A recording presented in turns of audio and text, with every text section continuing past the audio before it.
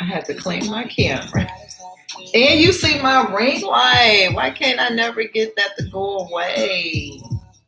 It's always in the video.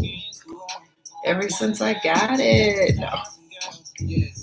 All right, so let me see if I could.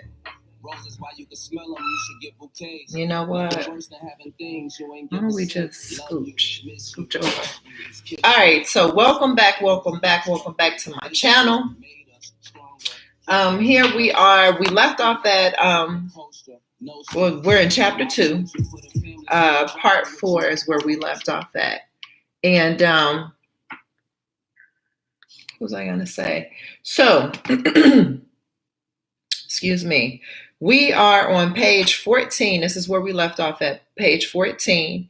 And we are at the bottom of the first paragraph, and that's where we left off at. We talked about what was considered real. And we also talked about, so Grace, the divorce, you know, Steve is going through a divorce. You know, Grace, she accepted his children. She envisions this lifestyle. She envisions this lifestyle that she's always wanted. She finally came across a family man. What makes this time different than last time is that she's aware of, she's more aware of his situation. She's aware of his situation. Which eventually, well, I'm not gonna go into that just yet. So, but welcome back. We are getting deep into this For the Love of Relationships, chapter 2 of She Was Made, page 14. As a disclaimer, and you know, some of you already know what I'm getting ready to say, but for those of you who are new to my channel, new to following She Was Made book, and I'll have the link and everything below in case you may want to order it and kind of follow through. But this is a great book. I didn't write this book to become rich. I wrote this book to provide insight, provide value, to just bring home a point. And as we go through this book, you'll begin to see exactly what that point, the point that I'm trying to make, that I'm trying to articulate, that I'm trying to explain, that I'm trying to add value to. And you see that chair over there. Look at that chair. All right, but anyway, as a disclaimer, I am no expert. I'm not a psychologist, not yet. And I always got to wink when I say that because I'm currently working on pursuing that part of my life as a late bloomer. But as a late bloomer, I feel like a Benjamin Button who, as I'm getting older, I'm getting younger. Such is life. So, but I'm not an expert. I'm only an expert when it comes to my life, my journey, my experiences, my growth. I think I'm gonna move back over this way. I like being, there's something about balance. I don't know what it is when one side has more than the other. I don't know. So, let's get into it. All right. So again, we left off with now Grace is aware of his situation. And Steve's situation is I'm going through a divorce. You know, my wife and I were legally separated, the whole nine, right? Now, I'm just going to say this. Her happiness was based upon the divorce. As soon as they get a divorce, she's going to be the most happiest person. She's going to be excited. She's going to be, she was depending on this divorce to take place. She was dependent on this divorce to take place. And did we talk about how she was expecting his baby? So she got pregnant. So in her mind, pregnancy, possibly marriage, because they're going to be divorced, or if not marriage, now, later, right? But we can be together as a family is something that I've always wanted, something that I've, dreamed of. It was something that, I'm going to turn this down a little bit, just a little bit. So I've underlined the word situationships, and you probably have heard of situationships, being in a situationship. And technically, Grace is in a situationship where Stephen's situation is he's getting a divorce. Not quite divorced yet, but he's getting one. So Gina figured that since Steve was ending his marriage, she was his woman and he was her man. So Gina figured. A lot of times as women, we assume or we figure or we allude to, and that's simply because what we're doing is we're looking at the situation as if, how I would think or what I would do. But this is where she messed up at. She figured since Steve was ending his marriage, she was going to be his woman and he was her man, or she was his woman. That's the thing. Like, if a man is getting a divorce, and you know what? It's not all men. It's not. You do have people who've gotten a divorce, and in the midst of their divorce, they're in a relationship with someone, and then once the divorce ends, here it is, they get married to the next person or to the person that they're in a relationship with. Or then you have some situations where, okay, excuse me, I'm getting a divorce and I just came out of this and I want the relationship. However, I just don't want to commit yet. I don't want the commitment just yet. Let me get out here and flex a little bit, let me flex a little bit. Let me, see what my options are before I commit. And that's okay, right? That's okay. And then you have some people who are like, you know what? I'm cool right now. I need to focus on me. I need to work on me. I need to, allow myself to heal from this, right? In order for me to go in healthy to something new. So you've got all kinds of people. I mean, that's the thing. We're just all different in how we think. We're just different in how we think. And depending on how we think, that's just how we operate. That's it. Now things were looking up for Gina. Steve already had a house. He had a great income as a police officer, making a strong 5 figures. And she had a great career right out of college. Between the two of them, their combined incomes would put them well into the 100K club. So here it is. He's got great benefits as a police officer. They all got good benefits. Making 5 figures, and then when you bring her into the equation with her career, you combine the incomes, they're making 6 figures together. Enough to sustain their household or enough to be able to bring in another child, right? Combining their income. So for this particular, as I began to read on, I just had to put the entire paragraphs into a bracket because it was so much to where there was just too much to just underline and circle because there's so much that we need to cover in this chapter for you to really gain an understanding, right? For you to really see this picture vividly.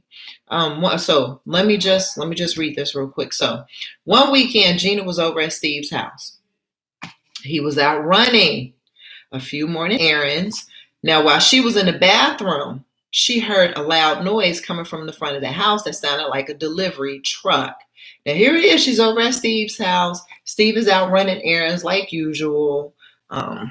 And she's in the bathroom, and she heard this loud noise coming from the front of the house that sounded like a delivery truck. Now, she walked to the front of the house, looked out the window, and she saw a moving truck. Why would a moving truck be in front of the house? Steve didn't say anything to me about that. So I'm pretty sure she's trying to figure out, like, why is this truck in front of my house? Immediately, she noticed Megan and Michael, who are his children, Steven's children, standing on the other side of the truck. Okay, I'm in the bathroom.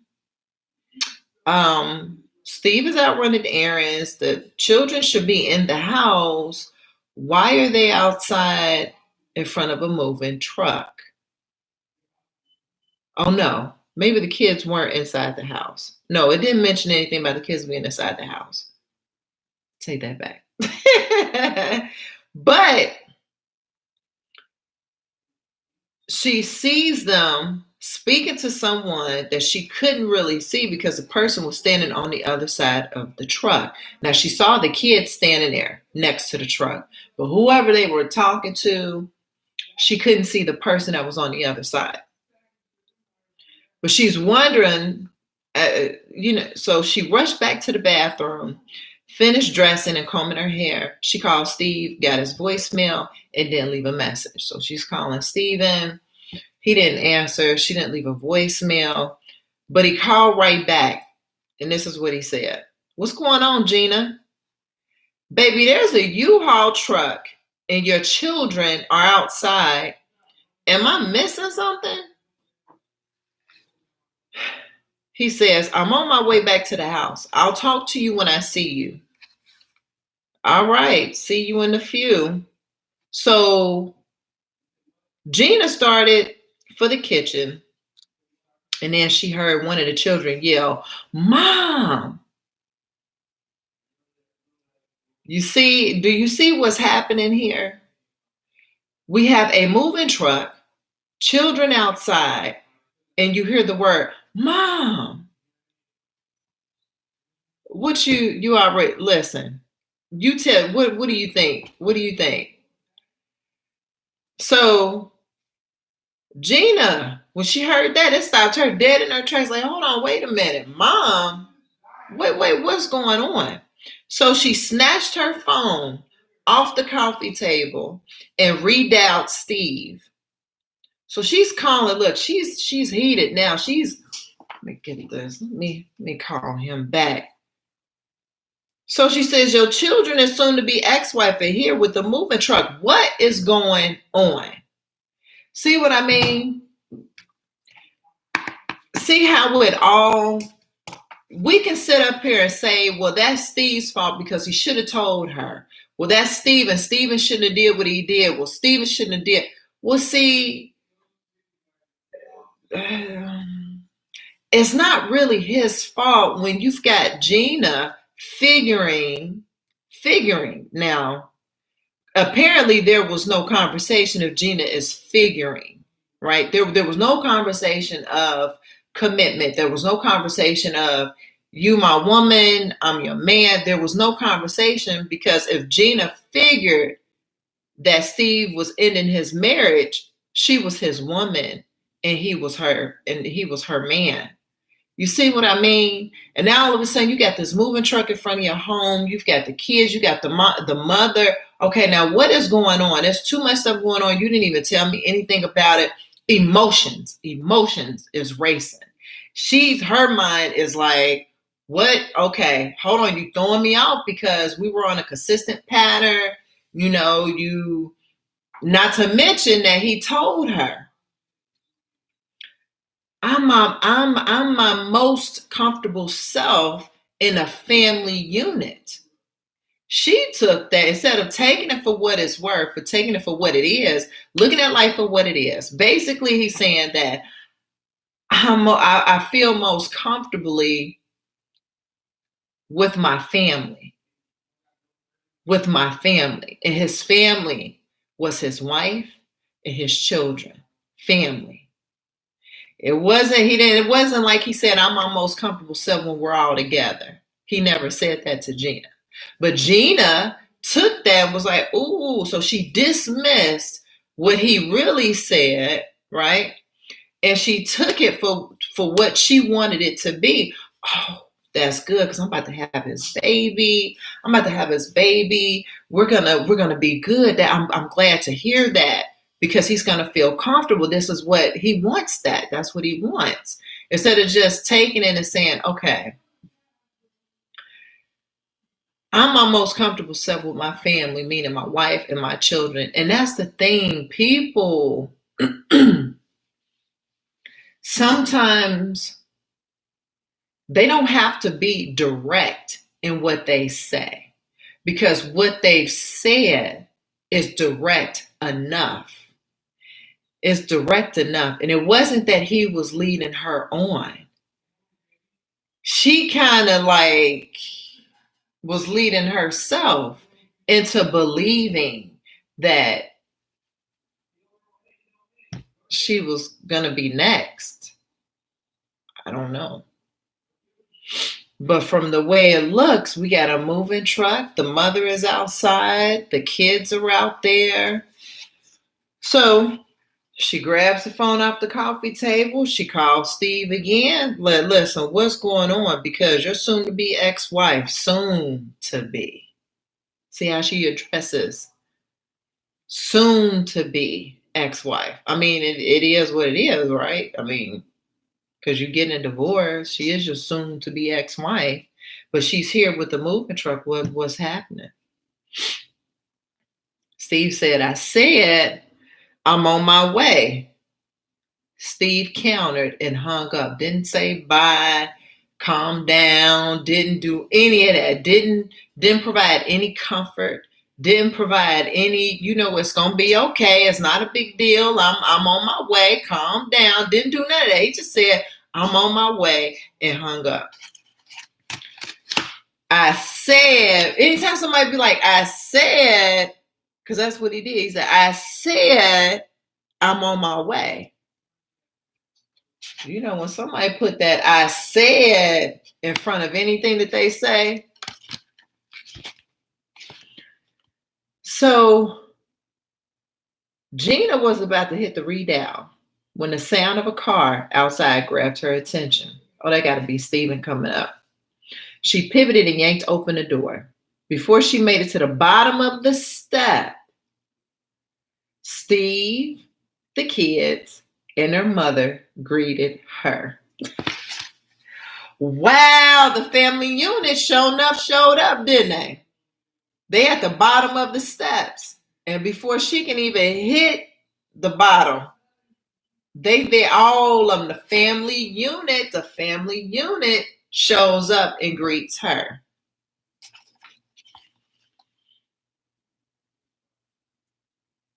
And it says they looked like a unified force. There is nothing that's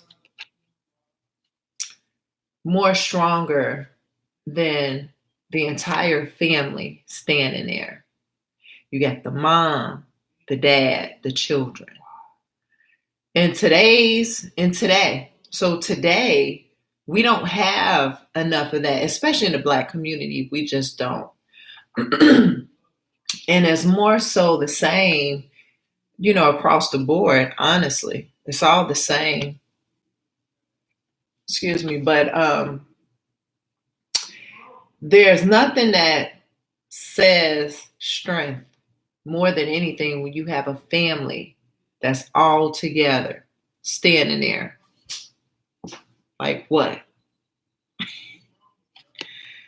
Tell her, his children's mother said. Tell her. So the mother over here, like, tell her, Steve. I mean, what we doing here? Hey, Gina. We all greeted her. Hey, Gina. Well, tell her. Gina, like, tell me what? Tell me what? I'm all thrown off. It's them against me now. I'm feeling some kind of way. I feel threatened. I'm the only one here. Meanwhile, it's for them against me. What to tell me what? Steve squared his shoulders. He squared them and sighed. There's no easy way to say this. Gina, it's over. My wife and I have reconciled. She and the kids are moving back home where they belong.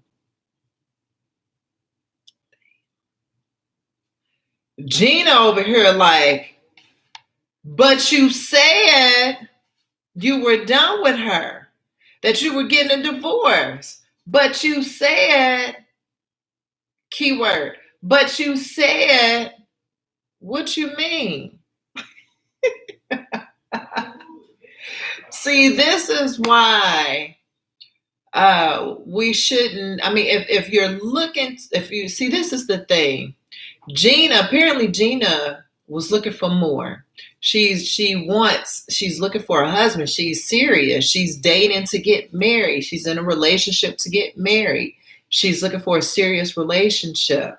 So if that were the case, why deal with someone that's going through a divorce?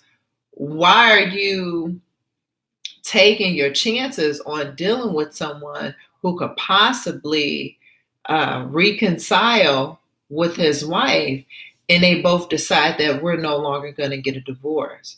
And I know some people may say, well, what's the difference? Because if he's divorced, he could still possibly be dealing with his ex-wife, which is very much true. However, that matrimonial commitment, remember the marriage, dissolution, divorce. Divorce simply means that you're no longer obligated matrimonial and to those obligations to your wife or to your husband.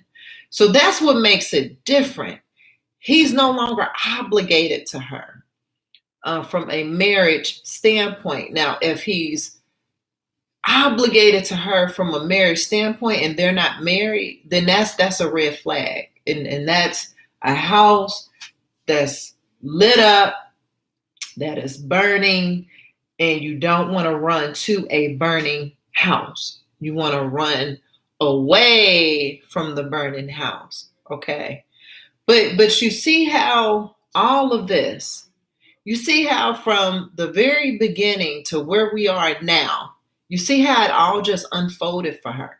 And it's unfortunate that there are some Ginas out here who have gone through that countless of times, or have gone through, it's like it's the same thing, but it's a different name in a different situation, if that makes sense.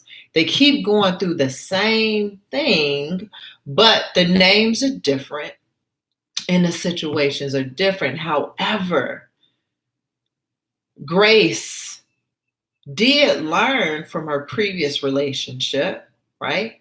She did learn from the previous relationship.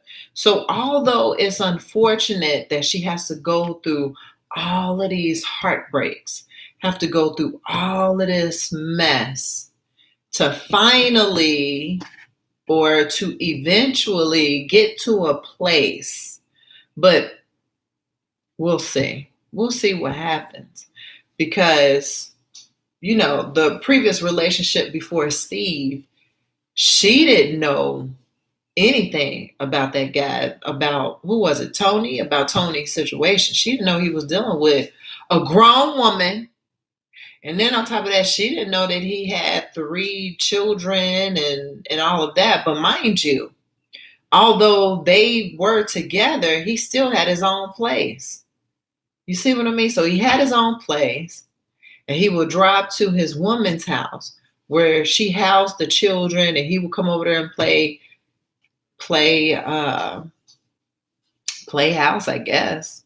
You see what I mean? The situation is just, who does that? Either you're going to be with her or you're not. But you have situations where, yeah, we're together, but he got his own place. You know, what works for some people may not work for you. And what works for you may not work for some people. That's what it is. But at the same time, at the same token, you are responsible for the decisions that you make. And Gina is responsible for allowing herself to be in a place of just being, I guess just being normal. Because, I mean, he did tell her, but even though he told her, she should have still been like thinking about the consequences. Okay, now what if they don't get a divorce? What happens to me? You see what I mean? So but you said, Steve, but you said, and we could do that all day, but Steve, but this is what you told me. We could do that all day. However, it still falls back on you because you didn't stay 2 steps ahead, or because you chose to go ahead and get into this situationship knowing or not wanting to accept reality or not wanting to accept life for what it is. That's what I mean. You can't be upset with him. Why are you mad at him? You knew what it was. And see, that's what they say. Well, you know what, Gina, you knew what it was from the very beginning. You knew I was going through a divorce. You had to have known that there was a possibility that me and my wife could possibly get back together, but you chose. It's not like I put a gun up to your head and told you, you're going to be with me. You see what I mean?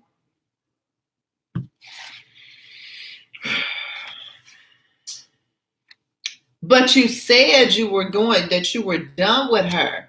How many times have you heard me say, man, listen, I'm cool. She this or she that, I'm done. She just, things, and they just start blaming, but at the same token, they're also still trying to figure it out. Because if they talking about it like that, but, I'm done, when they be doing that, you still try to figure it out. You're not really done with her because you still sound like you hurt.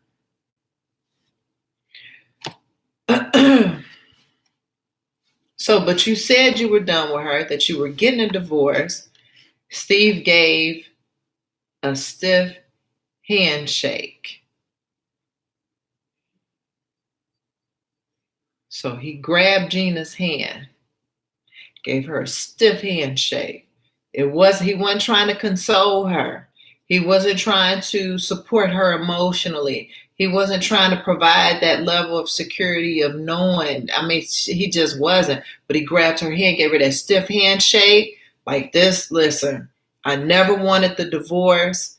Connie left me as I got closer to the end of our marriage. He lets go. He grabs his wife's hand and kissed it like he's never kissed Gina before. She had a change of heart. We talked it out. I love my wife, Gina. Can you imagine what is going through Gina's head right now? Can you imagine how she's feeling? Like, is this really happening? Pinch me. Is this real? You mean to tell me, huh? What? You never wanted to get a divorce? Huh? So now all of a sudden things just start, you saying some stuff that you've never said before. Where is this coming from? The things that men do the things that men say, right? To get what they want, or to make what they want to work. And it's the same with women. Women do it too. Women, the things that we say and do to make things work, to get what we want.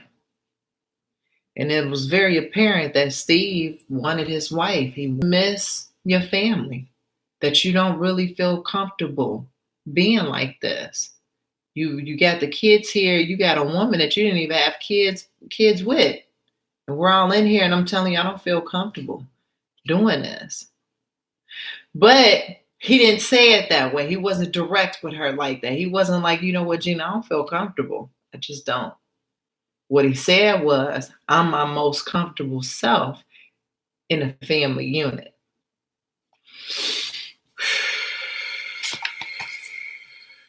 Sometimes you just got to exhale. Sometimes you just got to exhale. Like that movie, Exhale. Sometimes you just got to exhale. I mean, it's already confusing. It's already, we all want a companion. We all want a relationship. We all want to be loved. We all want to love someone. But it's all confusing. It's confusing because you got a lot of people who aren't being transparent to the point where they're being direct about it. I'm pretty sure he enjoyed Gina being there, but he just didn't feel comfortable. So I never wanted the divorce. Connie left me. I didn't leave her. She took the kids and she bounced. Well, we don't know why she left, but it had to be a good reason why she left, right? And as it got closer to the end of our marriage, he reaches for Connie's hand and he kissed her hand like he had never kissed Gina. He kissing that hand like he ain't never kissed Gina. Gina looking like, well, you ain't never kissed me like that. This is crazy. You hear me? It's deep. It really is. And that's the thing. When you start paying attention, when you start becoming aware, and you learn so much about you. Yeah, you saying he did this, he did that. However, in the midst of you pointing out his messed up ways and how he did you wrong, at the same time, it makes you come back to you and be like, that's why I shouldn't have never. No, you shouldn't have. But you did it. And that's okay. For as long as you learn from it. And every man isn't going to be the same. It's not. But you begin to then start creating boundaries. And you don't create boundaries to there's a difference between creating boundaries and creating protection. Boundaries is not protection. It's not like you trying to protect people from getting to this. You create boundaries for you. Okay, this is what he said. Let me process and let me think about the consequences. Because normally I don't think about the consequences. Normally I just go right into it. Like, hey, everything is feeling good. Everything is looking good. Everything seems to be in place. So I'm just gonna, just run and go. Run, jump, and play.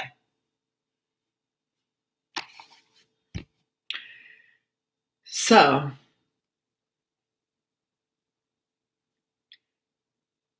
she had a change of heart and we talked it out. I love my wife, Gina. I love my wife. She had a change of heart. We talked it out. See, that's the thing. People be going through their relationships. You're going to have disagreements. You're going to have, especially in a marriage, that's something that you just don't touch. Because a marriage, there's levels to marriage. People want the wedding, but they don't want the marriage. They want the wedding because it's all happy, joy, joy. Hi, yes. You getting all this attention, you taking pictures. Everybody's coming to congratulate because it's a blessing. Marriage is a blessing. But it's also a blessing in disguise. People who are married, who've been married for years on out, you can't tell me they didn't go through hell and high water. You can't tell me that the husband wasn't tempted. You can't tell me that the wife wasn't tempted. Excuse me. You can't tell me that at some point the husband or the wife fell for those temptations. You can't tell me, there are some situations where the wife, she holds it down and she's not tempted and she doesn't fall for it. However, even in those situations when the husband do, she's walking away. She's pissed, or it just be anything. It just be anything. And all it needed was just some time to figure it out, allow each person to process what had happened. And like Steve and his wife was able to talk it out. Eventually, especially when you go out and you try to test the waters and you think that the grass is green on the other side. The grass isn't green on the other side. The grass is greener where you water it. And apparently Stephen wanted to continue to water his grass. He could have chose to water Gina's grass. He could have chose to water that grass. And of course it was going to be greener because he's watering it. But he realized the investment. He realized the children, the time. It took him a minute to grow that grass, and he wants to continue to grow it, So the entire family moved around her petrified frame and entered the house. So the whole family moved around Gina. Like she's standing there, but they moving around her. They're like, we getting back we taking our house back. This is my home, not yours, Gina, mine. I'm telling you, I feel for Gina. I feel for Gina in this moment. She just got, and then the way he did it, the way that he did it, how come he couldn't have told her this the night before? Why did he have to do it in front of her? But see, that's the thing. Maybe his wife wanted him to do that in front of her to prove himself. Sometimes, and that's another thing. We'd be like, okay, you're not messing with her. Put her on speaker. Call her up on speakerphone and tell her. Or, you know what? We're going over there to that house. We're going over there to that B's house. And you're going to let her have it. You're going to tell her who you with. Okay. You're going to tell her what you want. You're going to tell you don't want her. You want me. You get situations like that. But I'm just saying, in no way, shape, or form did Gina deserve that. You see what I mean? It's a two-way street. It's a two-way street. I'm telling you, they say, these relationships that we get into, especially when you falling in love, or being, not falling, but being in love, it's the most, it is the closest thing to feeling alive because you experience so many different emotions and you go through a lot versus you just being alone. If you by yourself, you good. But you don't feel alive. You feel alive, but not to the point where your heart is broken. Not to the point where you're experiencing pain, agony, Like, oh man, my husband did this to me. Why? Not that, because when you alone and you single, you don't have nobody. But if you're in a relationship with someone and you're in love with that person, you like, why did you do this to me? That's that pain. There's something about that pain when when you're in love, when you are. So a few moments later, Megan ran out and handed Gina her bag.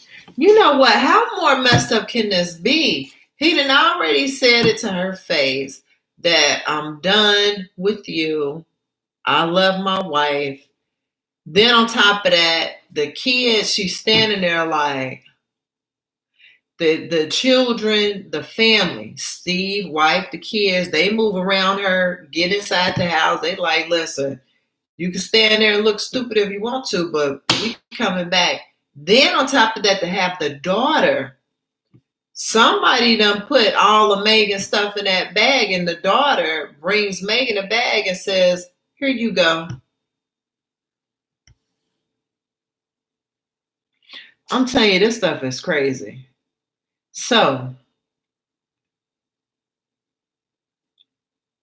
Megan ran out and handed Gina her bag. As she jetted back up the stairs, she says, bye, Gina, and closed the door.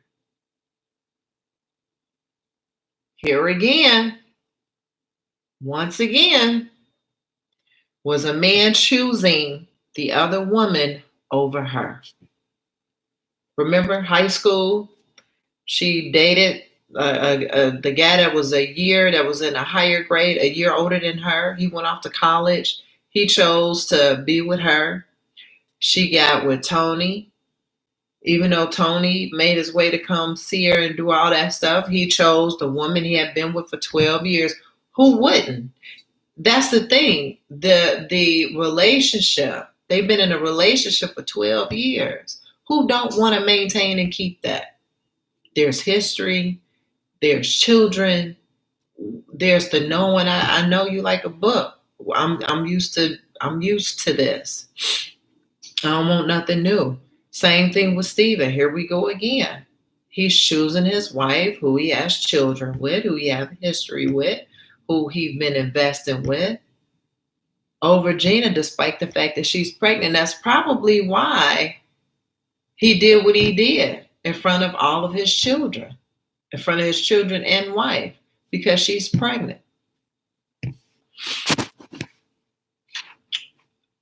Here again was a man choosing the other woman over her. This time she was pregnant and devastated. So what make this situation different for Gina is that she's pregnant. On top of that, she's devastated. So the hurt she felt quickly turned to anger rushing through her veins. Who wouldn't be? Who wouldn't be? I'd be angry too. I'm hurt. That's the first sign of what people don't understand is when a person when a person be raging and they be angry, the first emotion that they feel is hurt. They hurt. Oh, hell, you gonna do this to me? Me? I didn't deserve this. What did I do to deserve? You gonna do this to me?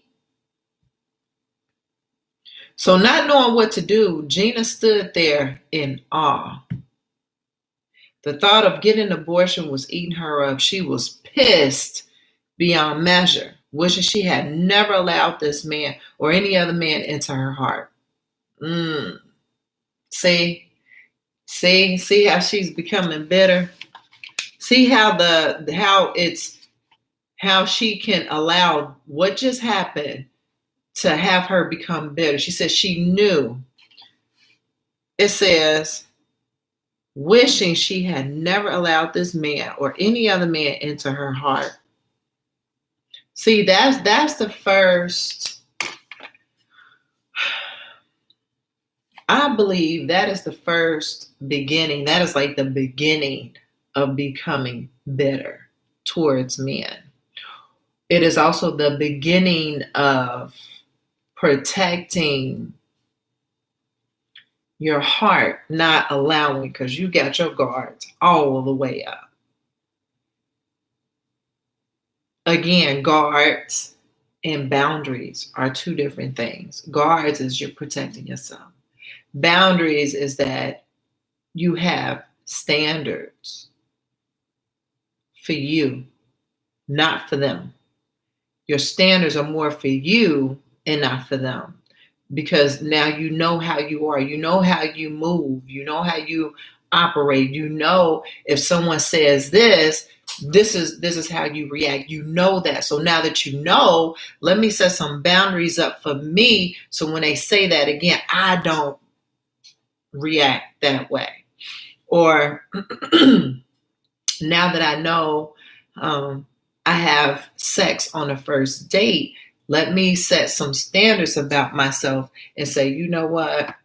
The next guy that I date, I'm not going to have sex with him until 3 months after, 3 months prior to us dating, or while we're dating, I'm going to just hold off for 3 months and then I'll have sex with him. See, that's having standards for you, is not for him.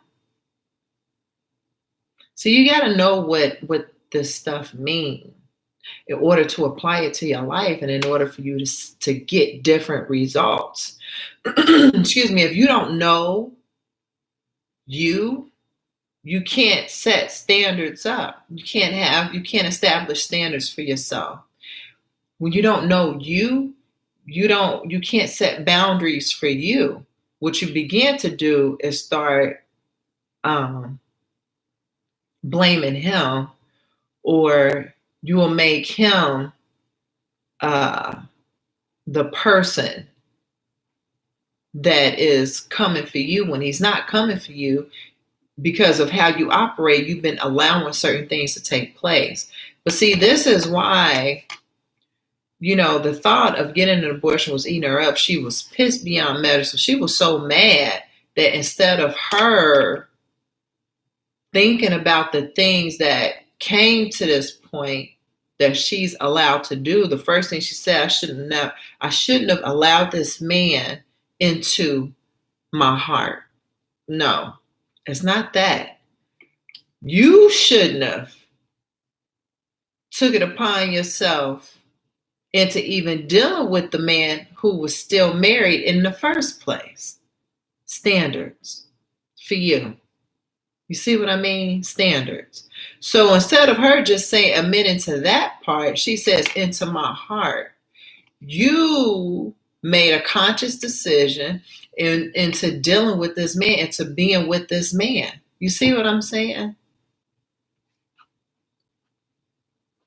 How could this be? Gina thought. What the hell just happened? And how did this happen? So now we're asking the right questions. See, now we're asking the right questions. How could this be? What the hell just happened? How could this be? And how did this just happen? How? What? When? Where? Why? How? All of those questions. See, those are good questions to ask. Now, as she slowly walked away, tears started running down her face like a river that had just broken through a dam. She boo-hoo crying. She's hurt. She's distraught. She don't know what, how. She's feeling. She didn't care anymore. Her heart had been broken too many times, and this was the last. Gina stormed down the street. She kicked an empty trash can. They hit an older woman who was on her way from church. Oh, no, you didn't just kick that can over here, the older woman said angrily. Oh, no, in the hell, you didn't just kick that trash over here, and I'm on my way home from church. I'm sorry. I didn't do it on purpose. So Gina's apologizing, crying. I'm sorry. I didn't do it on purpose. Well, what's the problem, sugar? sugar. No more. No more. I'm done with this shit. No more. See? So we're going back and forth with it. We going from the beginning of becoming bitter to asking the right questions, trying to figure out what happened. How did it come to this? To now I'm done with the shoots. You see how we go back. It's that's what we do as women. It's natural. It's natural because we're emotional creatures. We try to figure it out. We try to reason with it. We try to reason, try to figure it out. But then at the same time, we like, oh, hell no, forget that. I'm done. No more. All of this. No, I'm not doing it. So Gina screamed. She screamed so loudly that the entire block of neighbors came out to see what was going on. As the older woman looked at Gina with deep concern in her eyes, Gina began to tell her everything. I've got this baby and I feel like one big stupid ass for being pregnant. I knew it was too good to be true. Why me?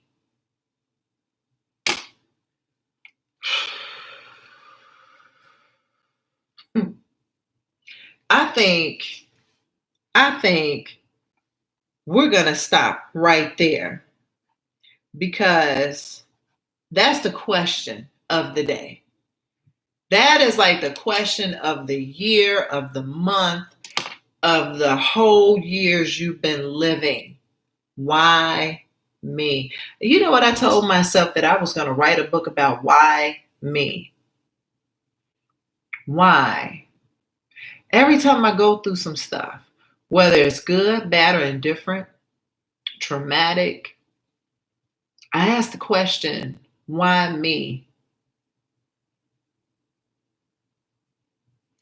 Why have you blessed me? When you put in the word blessed into questions like that, you gain a different insight, a different perspective, because this stuff just isn't happening just because. That person didn't choose to bless you with buying lunch or bless you with a gift just because. So why bless me? You didn't go through that situation that led to your depression, that led to you wanting to commit suicide for no reason. Why bless me? You didn't come out of that traumatic place in your life just because. Why bless me? You see what I mean? See, it's there are situations that we go through that forces us, that positions us. It's all about positioning. It's all about positioning. It's all about positioning to a place that get us here to why me? Out of all the people that's here that this could have been done to, whether good, bad, or indifferent or traumatizing, why me? Why bless me? But see, when we're going through what Gina is experiencing, she just got told to her face in front of the wife and children, we're good. I love my wife, with my family, children, the whole family walk around Gina like we right back to normal. The daughter packs my stuff up, bring it downstairs, says, here you go, Gina. Bye, Gina. No hug, no, we appreciate what you have done. No, none of that. It's just cut. Just been cut. Bye, Gina. Gina, like, it took a minute for all of that stuff that was coming at her so fast to process, right? So before she didn't know, she was just standing there like in awe. Like, are you serious? What the? And then boom, all of a sudden, the rage, the hurt, the pain, thinking about all this stuff we done went through, thinking about what I've done did, how I've been here, how many times I've, then on top of that, I'm pregnant too. What? Why me? Why bless me? There's a blessing in disguise. There's always a blessing in disguise. And in everything that we experience in life and everything that we go through, there's always a blessing, but we don't never see the blessing at that time and at that moment. Although we're asking questions like, but we don't see it. We never see the blessing while we're going through it. It's not until after the storm is gone. And then the sun will come out tomorrow. Bet your bottom dollar tomorrow. It's so true. You know it. You know it's true. Think about the storms you done went through in your life. And then as you think about the storms you done went through in your life, think about while you were in the storm, you couldn't see. You got rain coming. The wind is blowing so hard you could barely see. The tornado is hitting. Everything is going like this. And then it wasn't until the storm was over, you finally realize and you sit back, you're like, that's what it was. Oh my gosh, that's exactly what it was. And so this is why I'm where I am today. Because had I not went through that storm, I wouldn't be here today. And so likewise with Gina, had she not gone through that storm, although this situation is crazy. It's crazy right now as she's going through it. But we've got we're on page 15 at the bottom. And we're going to leave off with why me. And we've got page 15, the rest of 15, 16, and 17. So we're right here at the bottom of page 15. So that means we've got 16. Look, we've got page 16 and 17 and half of page 18 to figure out, to learn, to figure out what happens to Gina. How was she doing after this? How was she doing after all of this? What's going on? Is she good? What did she end up doing? So we'll continue this saga. We'll continue this. You know what? It would be awesome if you could just act all of these out. This is good. You know what? Years ago, as I started my journey of self-discovery, now this is sidebar. Sidebar has nothing to do with this. But I did say that Tyler Perry was going to write a story about my life. And I wrote all of this in my journal. That, and Lorenzo, I forget his last name, but he's an actor. He played in Stomp the Yard. Oh my gosh, he's so handsome. But I said that he was going to play my husband. And I was going to play his wife. And I was going to get to kiss him. Oh gosh. I just said that Tyler Perry was going to write a story about my life. That was it. And Lorenzo, not Lorenzo Tate, but the Lorenzo that played in Stomp the Yard, he's very handsome. He was going to play my husband. I was going to play the wife. So I don't know if I was putting it out there back then that I was going to be an actress. I don't want to be an actress. However, if that's what the universe calls me to do, or if that's what God is leading me to, I don't know. I'm just here being open to receive. That's it. But we're going to leave here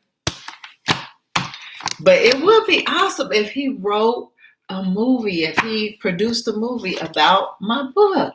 Wouldn't that be awesome? Oh gosh, I love me some Tyler Perry, and I love him because of who he is, uh, what he's gone through. He's a prime example of life, and so are so many other people.